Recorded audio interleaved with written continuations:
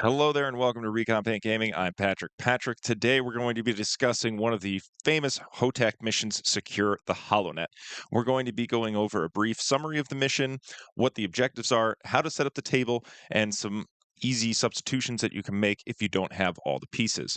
The other thing we're going to do is go over the rules and how to properly secure the Holonet, what happens when you blow up some of the pieces, and, maybe answer some questions that you may have had, or when the next time you play it, you can play it with the correct rules and enjoy it all the more. So, the mission briefing is several weeks ago, a rebel spy was assigned to a new squadron of Imperial fighters and has been sending us intelligence on their performance. She has been making her transmissions by routing them through the Empire's Holonet receiver in the Perrine system. By now, we fear that she may have been discovered. Escort a splicer tech out to the Holonet receiver and protect them while they configure a more secure communication channel for our spy. We must continue to get this valuable intelligence. So basically, what they're saying is there is a tech that's spliced into the Holonet. They've discovered it. We need to now splice it again. And you might be questioning, why are we just sending rebels out there to attack a holonet? Won't they discover it? Well, that's the point. We're trying to discover that secret communication so that we can secure it even further. And then once that happens, we can continue covertly stealing it, and then the spy can make it out without being discovered.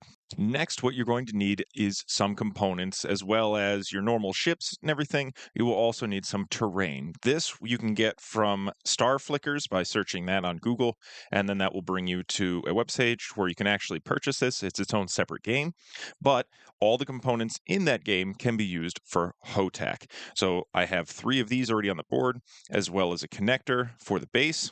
You will need a splicer tech or hawk with a arc on it, and also a regular Rebel Scout at Initiative 2. If you've played First Edition in the past, you can use these little satellite tokens. They came in your First Edition core sets, but if you don't have them, that's okay. You can just use regular tokens that were put out by AMG because some of them actually do have the picture of the satellite on them, and you can measure to the actual cardboard itself, or you can measure to the photo. It doesn't matter, they are the exact same size when it comes to the originals and also the new ones.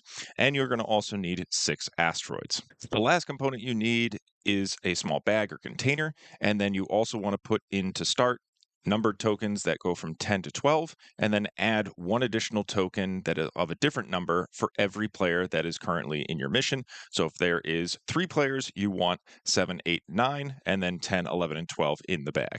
So once you have all your components, including the satellite tokens, which you will need 1 for each player that is playing, and then you will also have some generic ones that start. You also are playing to 12 turns, so keep that in mind as you're playing. So if you want to either get out of there quickly, or if you want to play the long game, you have all 12 turns to try and complete this mission or primary objectives.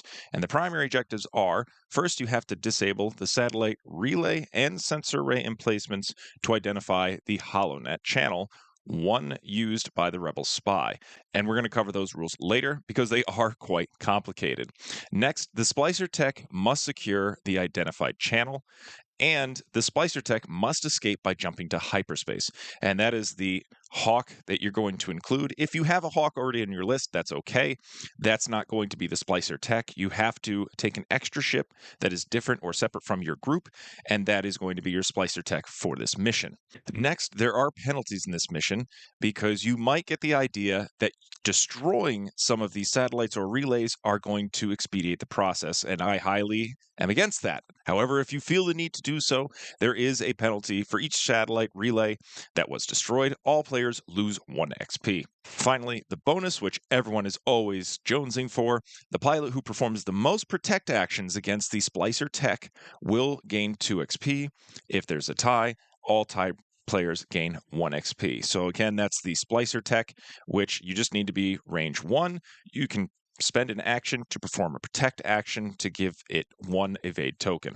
Now that we've gathered all the components necessary to play, we now need to go over setup because it is somewhat crucial, and also we're going to tell you some nice tactics that you can use in order to get a jump start on the process. First, what you want to do is set up the actual emplacements first. You're going to want to set the relays right in the middle, kind of in a triangle formation, and you want the bottom one facing your board edge, even though you are going to be setting up in the corner. Next, the satellite relays are going to first start with the generic one up in the top left corner, and then you're going to place the other two, if you are playing three players, in kind of the same triangle formation, and then keep adding and spacing them out appropriately the more players you have. So four, you want to set one kind of in the top middle. Five, you want to put it in closer to your ships. And then six is going to be in the same corner, but on the opposite side that you're setting up. Next, we're going to be doing placing the asteroids. Players get to decide where they want to put the asteroids on the table, with an exception. Normally, when you set up an asteroid, it has to be at least range 2 away from the board edge. However, in this mission, you can place asteroids all the way to range 1, which means since we know that there are two TIE fighters starting over in this corner, we can place a rock right in front of them, or we can place rocks in their path to deviate or keep them from pursuing us in a normal manner. And that is a question that I do see a lot is, do I have to set them up exactly as it is in the diagram? The answer is no. When it comes to rock placements and most of the terrain placements, you can put them almost in any spot that you'd like, except with the emplacements in this mission, they do really need to stay in kind of that circular formation. But when it comes to later missions with the ion clouds, you can put them in specific ways, or you can put them in ways that you would prefer, because really, when you start to play this game over and over again, you can change things up. You can make them slightly harder, slightly easier, or you can, alter the rules in your way. But for this scenario, we're just going to show you what the rules imply and how to incorporate them into your game. We're now going to head to the next page of the instructions, which is another crucial question or mistake that players make, which is the splicer tech setup. The splicer techs are represented by the Rebel operative in the Hawk 290, their Initiative 2, equipped with an ion cannon turret, and +1 shield for every 2 players. Now, people normally think that it's +1, which means the Hawk starts with only 1 shield. However, when you assign ships like this, unless it specifically says how many shields it starts with, you always start with the base that this ship has to offer. So it's normally 3 hull and 2 shields, and then +1 shield for every 2 players. So if you're playing with 4 players, this would now have 4 shields and 3 hull. So make sure you keep that in mind and remember that this is most likely going to start with more health than the ship normally does. All right, we're now going to take a leap forward because we already have our Learn to Play HOTAC to where we go over the generic rules of when ships come in, how do they come in, how do they fly. We're going to fast forward to where we're actually applying damage to the satellite relays and arrays, how they become disabled, what happens when they do, when we draw the numbers, how do we assign those tokens, and then finally, how do we secure the Holonet. So we're going to jump to the table and we're going to be already a few turns ahead to where the rebels are attacking, and we're trying to disable the sense array. So we have fast forwarded a few turns ahead to where the rebels are now going to be attacking first, and we have our satellite relays and satellite arrays. Now, the satellite relays have a agility of 2 and only 3 hull, while the arrays have a 0 agility and also 5 hull. Now, when you do attack these emplacements, you need to make sure that you still follow or apply rules. So if you are attacking at range 3 with a standard weapon, you still add the agility bonus to the emplacement. And if you're using some type of munitions, then you deny any range 3. And also if you're attacking at range 1, you do get the range 1 bonus. And we're going to be attacking with the T-65 into the emplacement. It is range 1, so it is 4 dice. We quickly roll. We can spend our target lock, and then if we need to, spend our focus. So we get 3 hits in the emplacement. This suffers 3 damage, which brings it down to 2 hull. Now, in order to fully disable one of the emplacements, whether it's a relay or an array, you need to either reduce it to 1 hull or you need to assign it one ion token. That means either you can hit it with an ion bomb if you have ion torpedoes or ion missiles and you push damage through as well as an ion token, or even if you have an ion turret like the Splicer Tech does, you have to apply the damage first and then apply one ion. It only takes one ion to ionize one of these emplacements. The next very important thing is if you reduce it to 0 hull, that is now a destroyed emplacement, into which case you would remove it from the table and then you'd have to draw from your bag. This is where it gets tricky and a lot of people are confused. So, if you disable or destroy one of the emplacements, you have to reach into the bag, which should have all the numbers at this point.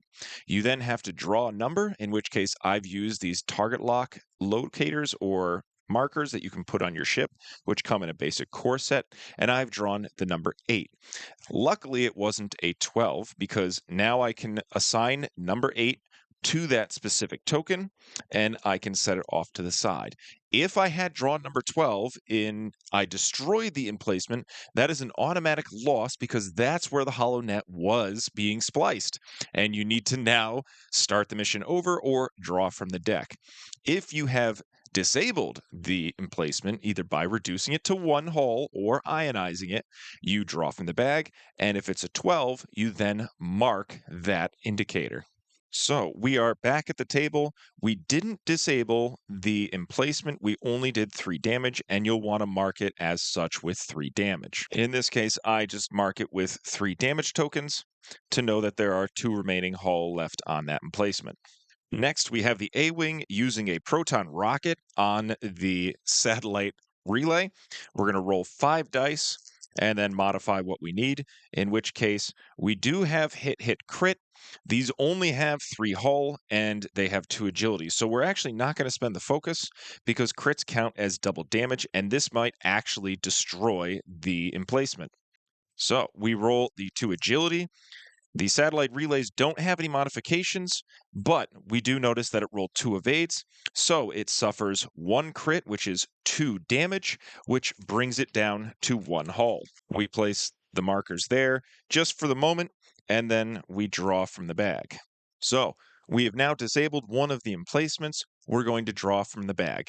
And in this case, we get a 12, which is actually the good number that we want. We then can place the 12 there. However, it then says in the rules to place it back into your bag and mark it with a critical token. The reason for this is when you disable one of the emplacements and you draw the 12, that means that there is a possibility that this is the actual Holonet and where it's been spliced. You then have to get the Splicer Tech over at range 1, perform a splice action, and then redraw from the bag. That's the reason the 12 goes back in, because you have to again draw the 12 out of the bag, and then you have secured the Holonet. So you basically have to perform this task twice.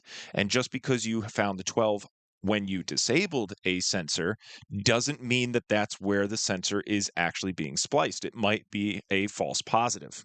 The next important sequence is, even though you haven't secured the Holonet, you did identify it because we got the 12 by drawing it from the bag. Once you've identified the channel, you then have to have the inspection squad arrive and start the following turn.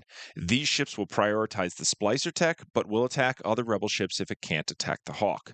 Now comes the most confusing part. You're already a few turns in, you disabled some relays, you've disabled some arrays, and you are not securing the Holonet, and you're not understanding either what this mission's about, why is it so complicated or difficult to do it. So we're here to help you proceed and complete this mission as best or as fast as possible. We are back at the table. We did identify the Holonet, and then we scanned it and it failed. We didn't draw a 12. And then the inspection squad showed up. We've disabled 2 more, but we only drew an 8 and a 9. We didn't draw the 12.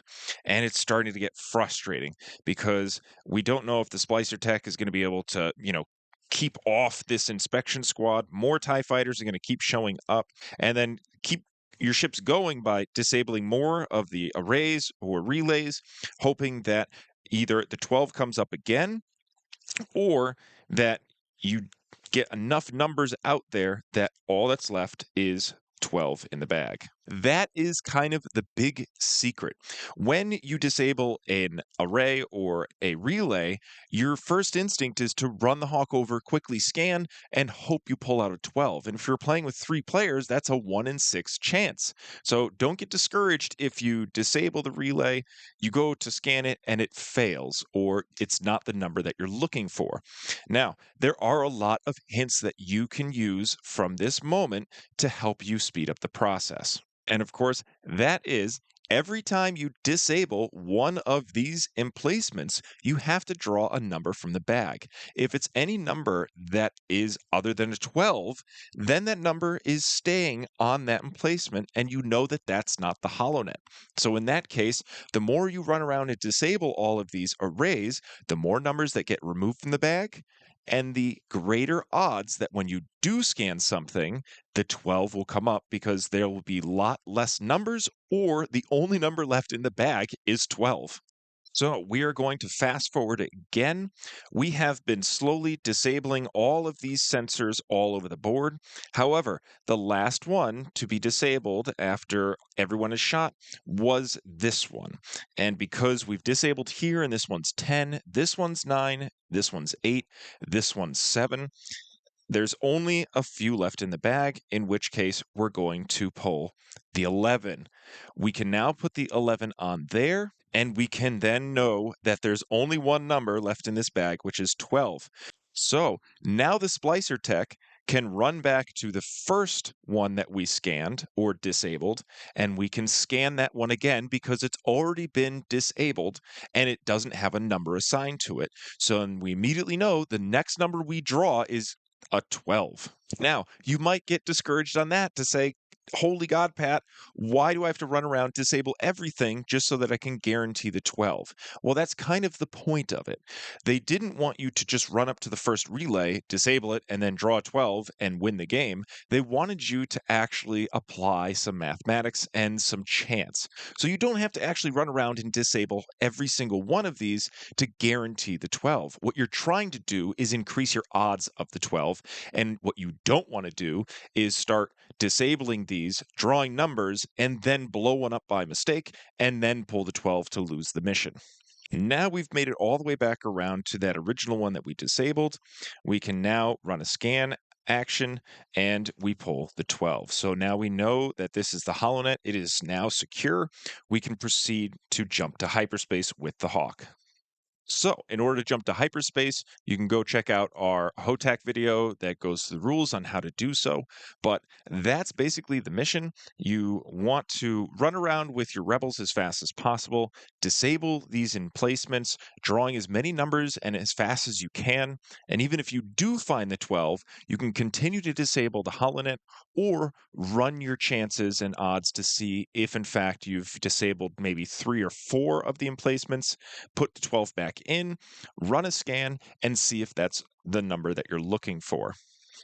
Now that you know how to complete the mission, how to get out of there with your splicer tech, and leave your rebels to just kind of clean up the rest and try to score some points, we're now going to go over some quick strategies, because the biggest flag or marker that I can stick into this video to show you the way is ion weapons, because the rules say you either have to get one of these emplacements or relays or arrays down to one hull, which is easy. However, you run the risk of destroying it, or it just has to become ionized, which, if you saw my list, I have a B wing, which you can take bombs on those sometimes. So ion bombs. You have A wings, X wings, you can take ion missiles and ion torpedoes. And if you're taking Y wings or even a Hawk, you can take an ion turret.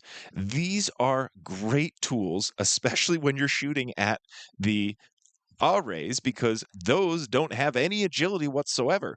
So you can roll up on them, try to shoot them with your ion weapons, and then make sure they become ionized as fast as possible. The relays are a little bit harder to ionize because they do have that agility. And when you shoot with an ion weapon, you cancel all the hits and crits, but you apply 1 damage. And then for every uncanceled hit after that or crit, it's applying an ion token. And that is a little bit harder than it sounds because you're like, oh, awesome, I got 3 hits. And then it rolls the 2 evades, and all you did was apply 1 damage, which is still good because it only takes 1 more damage to disable it. And then you can continue the onslaught and try to disable them that way because ion weapons only limit 1 damage at a time. So it's kind of a great way to make sure that this mission goes smoothly, because the worst thing that can happen is somebody gets all gung-ho, they shoot, they destroy it, and then you pull that chance, especially if you've disabled 3 of them and those aren't the number 12. That's just going to make your chances of drawing the 12 even greater when one of these does get destroyed. So bombs are great. You can even take proton bombs because those are applying 1 face-up damage or a critical damage, which is double damage on one of these emplacements. So you can quickly run by one of the relays, drop a proton bomb, and it is now disabled. And the same thing goes for when you use other weapons of that type. Mines don't affect these, so don't try dropping mines, and make sure you try to limit your weapons like proton torpedoes because those can pack a wallop. And the great thing is you also learn about dice modification because that means if all of a sudden you're shooting at an emplacement that only has maybe 1 or 2 hull left, you roll the dice, you then say, oh, I only scored 1 hit. I only needed 1 hit. I don't have to modify the rest of my dice. It is now disabled. So keep that in mind because that can help save your ships down the line to where, oh, I'm going to keep my focus because I'm also about to get a lot of shots back at me. Make sure you utilize the protect action because the splicer tech is going to be attacked once that inspection squad shows up.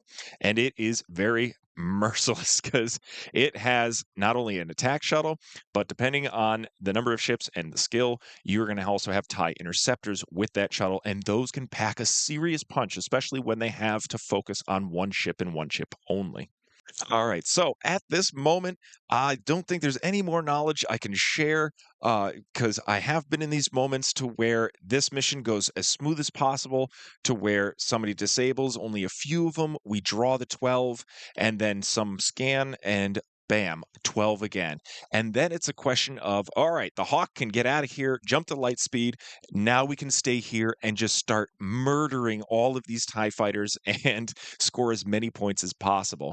And especially when you get multiple points for each scan or for identifying the or disabling one of the emplacements. And also because of the shuttle, you're going to get more points for that. Killing an interceptor is more experience as well.